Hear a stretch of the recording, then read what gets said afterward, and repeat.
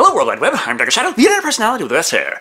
And as it's Dino-Cember, and I do intend to review some dinosaur-themed movies before the end of the year, let's start off with one we've all been waiting for. The Eden Formula. Surely you've been clamoring for this one. Released straight to TV back in 2006, The Eden Formula is the fifth and, so far, last film in the Carnosaur series.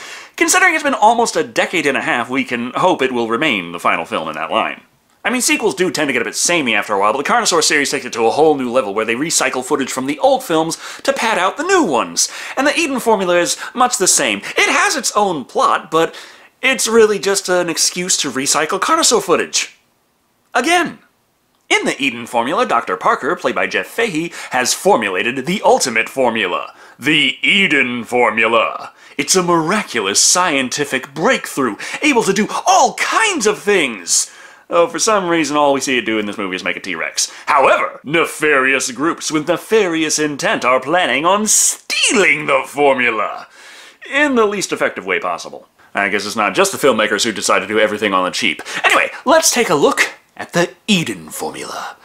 And pray to God it really is the last Carnosaur movie. We open up to a blurry nighttime cityscape and credits. But the opening music sure thinks it's badass.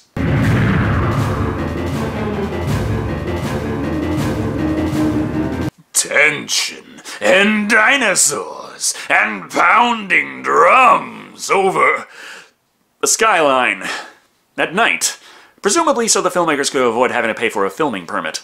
Eventually, after 2 whole minutes of establishing, yes, it is in fact nighttime, we move on to a shipping dock.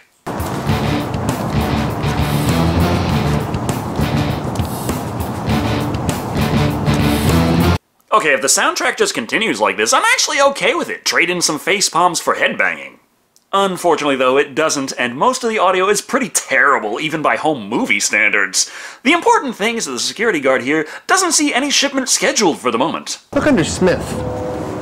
Smith? Oh, Smith Laboratories.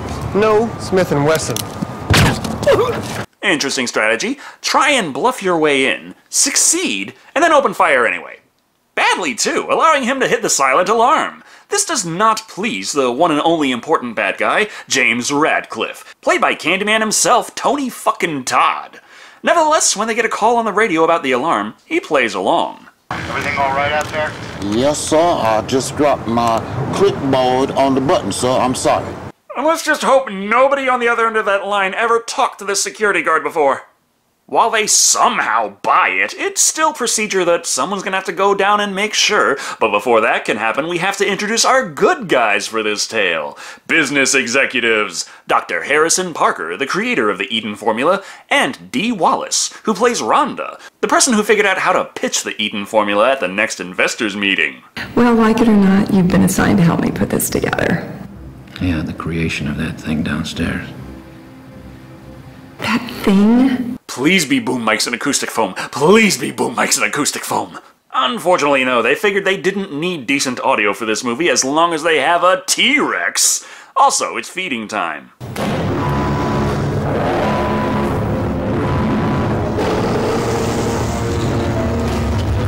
like Pavlov's dog. Only because you decided to attach a loud, obnoxious alarm to the feeding tray. I'm sure that's not going to have any negative ramifications later. Especially when the guy then moves on to his own mealtime, taking the opportunity to taunt the massive carnivorous monstrosity that's still within earshot. Oh well, it's time to introduce a slightly more important character, Officer Patterson, played by Sarah Elbert, one of the producers of the Hatchet series. Here she's at the end of her shift and just dropped off her partner, but decides, fuck it, may as well be the one to investigate that silent alarm trigger. Eventually. First, the bad guys have to manage to get into the building. This is bullshit. I can pick the lock. But I can open them all from here. Ah, the old hack my way into anything trick.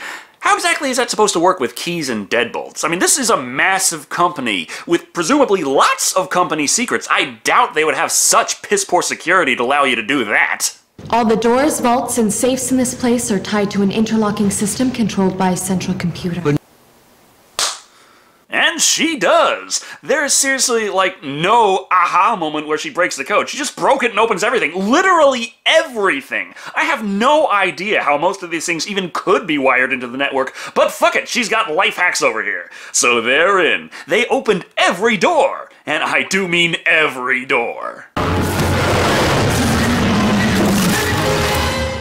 The stockholders are going to see a living, breathing dinosaur. Though, strangely enough, it doesn't seem to have affected the echo at all. What is the matter with that?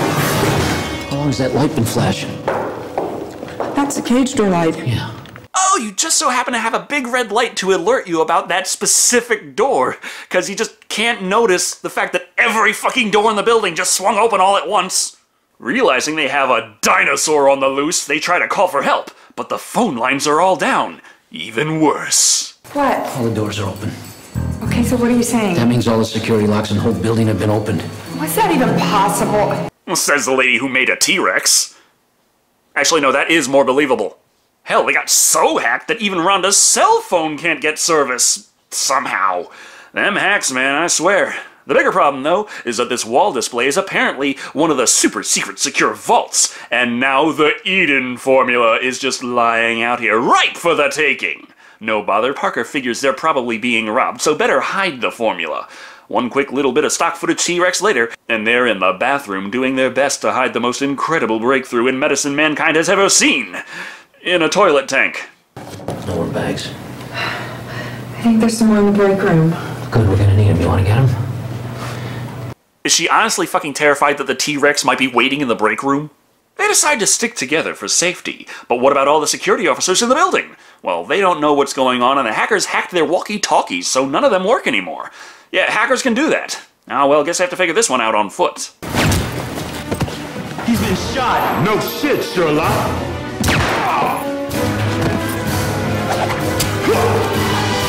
I don't think it's quite fair to call these guards inept, though. We have yet to establish that competency exists in this universe. Well, at the very least, it can't get much dumber than this. I say it could almost be your brother. You know what they say? We all look alike. Amen. Was that supposed to be a joke? Moving on, it turns out the bad guys have a handy-dandy hostage. Miss Revers, played by Paula Ficarra. She's their scapegoat. You see, they just so happen to have enough thermite to level a city block, but if it gets traced back to their organization, that's a problem. However, Reavers here is a member of another convenient terrorist cell who also hates this company. Kalguran Industries is an abomination and should be dismantled. But these are not our methods. Oh, it doesn't matter. We have stock footage of explosions to use, and we sure as hell aren't filming a new ending just because you think this is out of character. You may be wondering why they decided to reveal their big evil plan on how they intend to murder and frame this one right here, right now. Well... Kalguran Industries is an abomination and should be dismantled. They needed just that little bit of random out-of-context audio to really frame her for this. That way, after, her and most of the city around her is just completely annihilated, well, if there's any evidence left, it's damning evidence. But they can't just kill her just yet because, forensics. They'll surely find that bullet in her shoulder from a guard's gun, but you don't want to risk her time of death being slightly off if they manage to find a single particle of her body post-molecular disintegration. Also...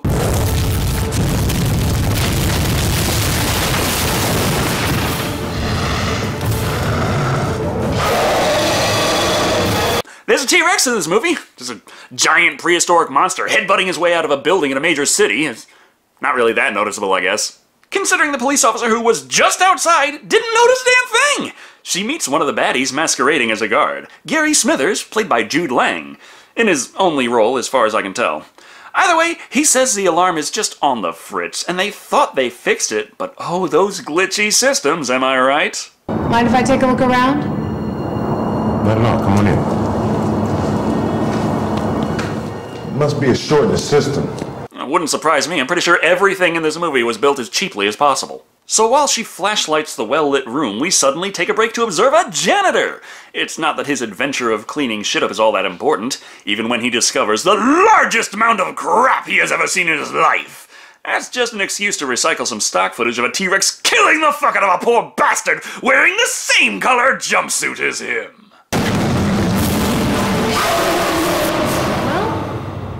Can't find anything out of place here. Well, maybe if you checked a little more than just the first 10 feet past the entrance. However, while the alarm being on the fritz and the strange smell of gunpowder in the air doesn't bother her in the slightest, this man hesitates when asked what the S on his name tag stands for. Thus, Officer Patterson is skeptical if everything really is okay.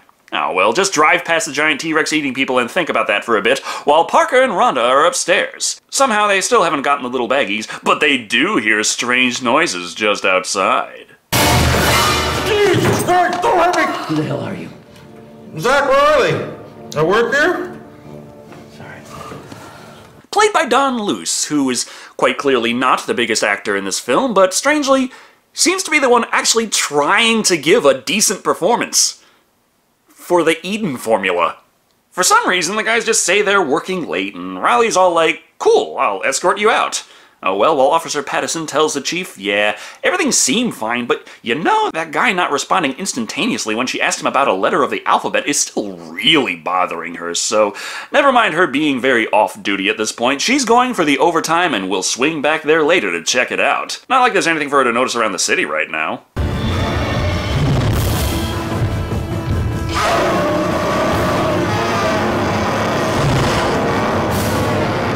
I'll just assume the T-Rex is annoyed that the statue is far, far more convincing than the hand puppet. At this moment, Radcliffe and company are storming the executive offices, tearing through the vault that contains the Eden formula. Or shelf. The point is, it ain't here. The reason they didn't run into Parker and friends on the way up is because they took a secret set of stairs that the bad guys didn't know about. That is, except for the one bad guy who did take the stairs. Isn't it past your bedtime?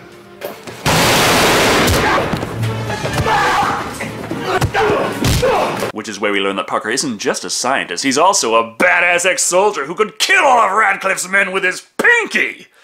Saves money on hiring more actors. Or pay the ones you have to stick around as Parker breaks his neck.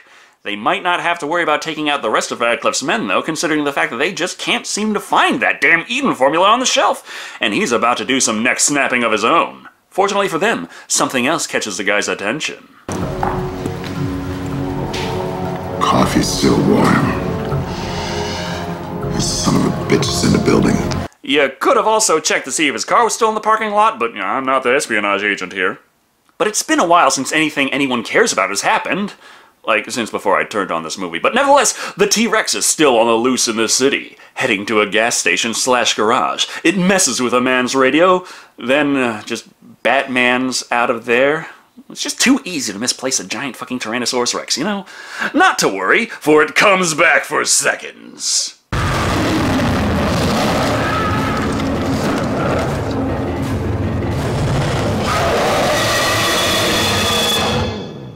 Another completely pointless scene. And you'd think a giant dinosaur going around eating people might matter, but it's always people that don't interact with anyone at all. They're just there to be eaten. And it's not like anyone even notices it. You could just edit out all of the scenes of the dinosaur running around eating people, and the plot would pretty much be intact. Yeah. Plot. The plot with such interesting things going on, such as Parker and friends reaching the floor with none other than Miss Rivers. She's just lying there, not too injured to move, as we soon find out, but for some reason, even though she wasn't really tied up or anything, she just decided it was best to simply relax next to the big fucking thermite bomb and not do anything.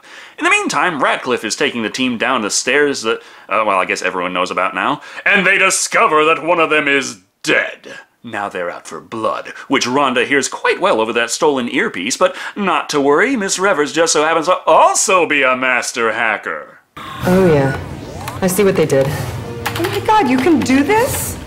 Just watch me. So she's de-hacking the hack, or hacking to unhack the hack. The script's a fucking hack job, what do you want from me? But she's having trouble hacking, what with a big frickin' wound in her shoulder. There's a first aid kit on the wall. I'll go grab it. Maybe not. I swear, he's pretty much the only one here who could actually use this movie in his demo reel and maybe get hired for another project. Before anyone gets killed off, she does manage to re-engage the security system, locking the building down tight. Ish. The only way through this door is to shut down the power and reboot the system. The locks then can be opened manually. Jesus Christ, the security system has so many holes in it, it's giving me tryptophobia. What's with the light change? They're rerouting the power, trying to open the locks. And everybody already knows about all these problems. This place is secured by the fucking honor system. Also, the cop's back, in case you care. Far more importantly, though. Hello? It sounds like the food buzzer! Oh god! What are the odds that we just so happen to grow a massive prehistoric carnivorous predator and conditioned it to associate loud, obnoxious noises with mealtime? The same kind of alarm that we have whenever there's a problem in security! And we have nothing but problems with security! So, after running around LA, killing a bunch of people, and remaining completely undetected, the T-Rex breaks back into the building, killing Smithers in a single bite. Next course, Tanya, played by Angie Liu.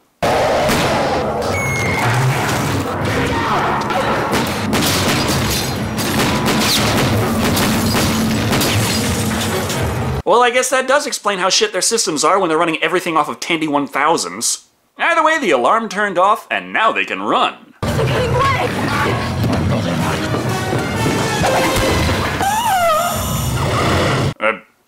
Well, I guess she's not important to the movie anymore. But Parker and Riley get captured.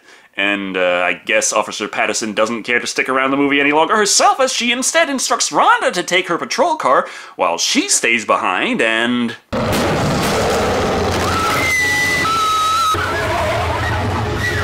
Yeah, and I thought the janitor and mechanic deaths felt pointless. Hell, Rhonda's the only person who even cares, as we find out when she calls the police. Not on the radio, button's too hard, but on her now perfectly functional cell phone. I just saw a policewoman get eaten by a dinosaur, for God's sake! You crazy bitch. But you can't just call the police and expect them to believe that a giant dinosaur is on the loose. Even if it has been on the loose for quite a while now and the body count's been doing nothing but rising. But if you'd call them about a Popeye's chicken sandwich, however.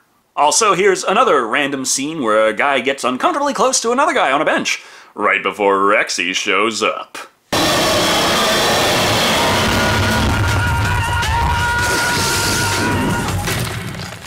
Plot! That scene was far more important than Parker and Riley being tortured for information. Because nothing comes of that yet anyway. First, we have to see that Rhonda has indeed found someone on their phone that she can talk to about what's going on. The head of the company, Lionel Galgorin, played by Lenny Rose. Hearing a T-Rex is on the loose and eating people all over LA, he knows just what to say. He cannot be held accountable. I can't believe you're saying this. I think he's desperately just trying to make sure that nobody knows he had anything to do at all with this movie. Speaking of movies, this is set in LA. Hollywood is also set in LA, so let's have another random dinosaur attack scene that has no relevance to the plot and leads nowhere. However, unlike all the previous ones, this one particular goes on way too long. It's a movie set with a little action heroine kicking all the asses and taking all the names before the big bad shows up so they can have a battle of wits. And then she says one line a little different than how it's scripted, and the director loses his shit and starts talking about how they have to reshoot everything over that one line. And fortunately, the movie doesn't go quite that far, and eventually it's down to her just trying to get that line out, which of course is interrupted by the dinosaur.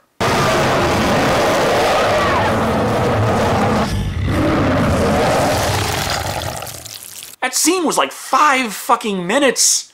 There was one joke in there. One!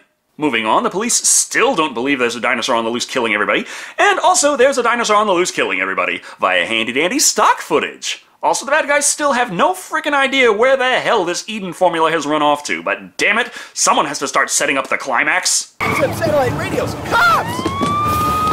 Need the dynamite!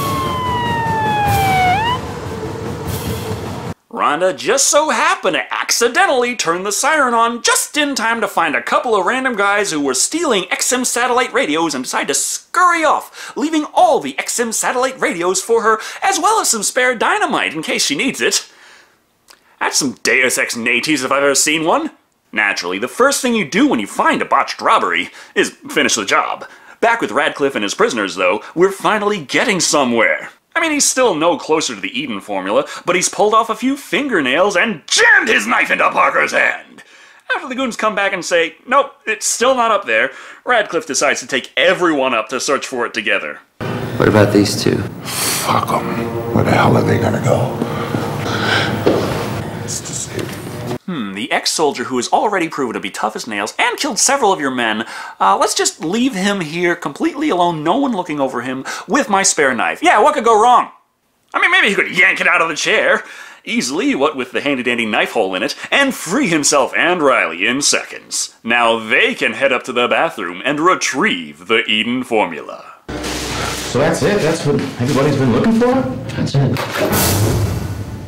And we get a real twist that actually sort of matters. You see, Riley was in fact working for Radcliffe all along. It really didn't seem that way.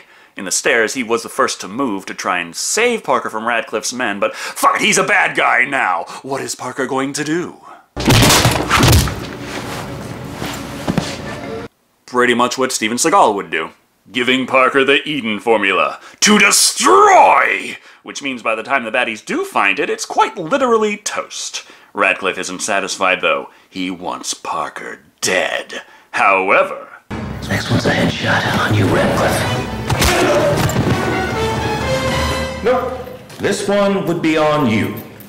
Why is it I like this guy far, far more than the fucking dinosaur going around eating people? So Parker is captured! Again! So let's have a little break for another poor son of a bitch getting chased down by a T-Rex.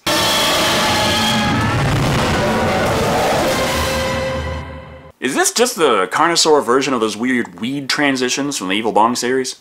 After this, everyone's trying to decide what to do with Parker. One of the group gets the idea that they should deliver the guy to the people who hired them to get the Eden formula in the first place, as, without the formula, he's the next best thing, and it's not like they could really negotiate at this point. However, Radcliffe isn't interested in that plan, or any of his underlings deciding what the group is going to be doing next, and beats the crap out of the guy! Thus, he's out of the team. Distraught, he runs off into the night, finding a handy-dandy car to hotwire that he can drive like a maniac for no apparent reason, using all of the stock footage they can.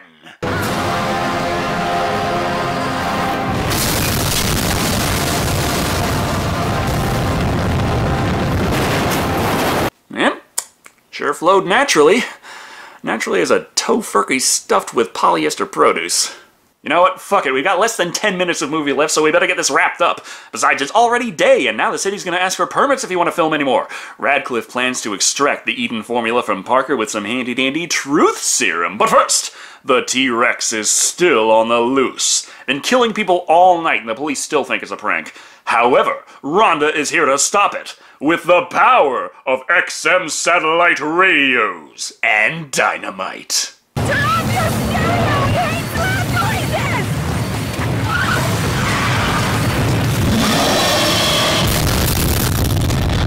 Oh, Jesus fucking Christ. Just when you think the movie special effects can't get any worse. It's like the gift that keeps on giving. Damn, dude, those are XM satellite radios. And when you know, the bad guys are here too. You know they're bad because they are fully engaged with this movie's nefarious product placement. It seems the baddies are trying to kidnap Parker, but forgot they showed up in a truck in the first place and decided it's better to murder some random guy for his van so as to slip away undetected. However, before they can, we find out that the dynamite was not enough to take out the Rex, who then eats both of the less important characters. Now Parker does battle with Radcliffe, impaling his hand with a knife into a concrete wall, which really shouldn't be possible. Concrete is kinda hard. Oh well. That thing is coming!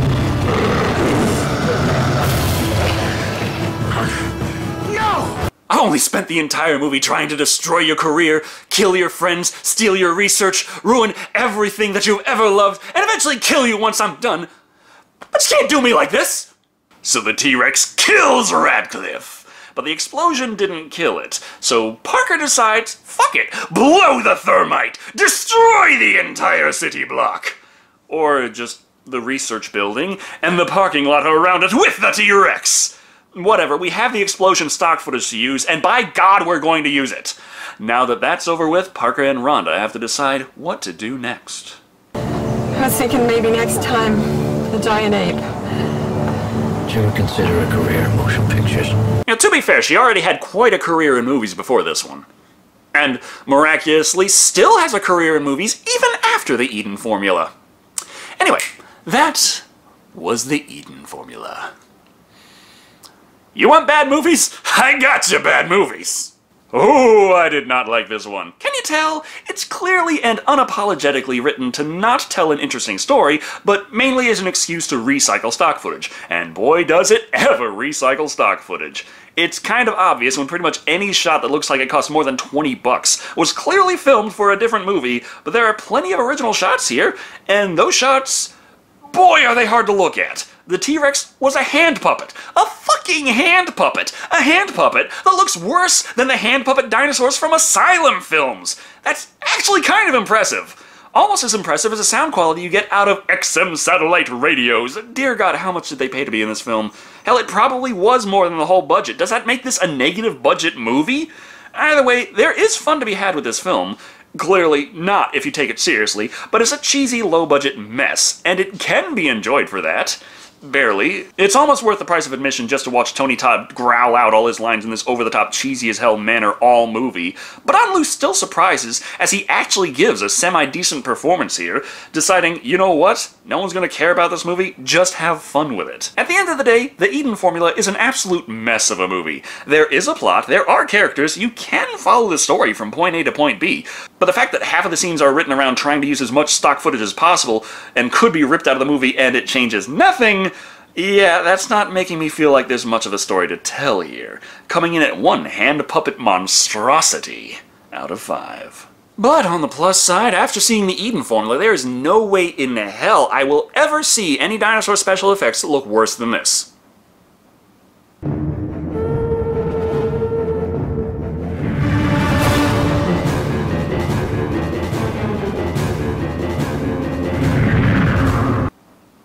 No, that still looks better. Thank you all for watching. I've been Shado. And remember, if someone calls you up about a dinosaur on the loose killing everybody, look out the window. You see a dinosaur? It's not a prank.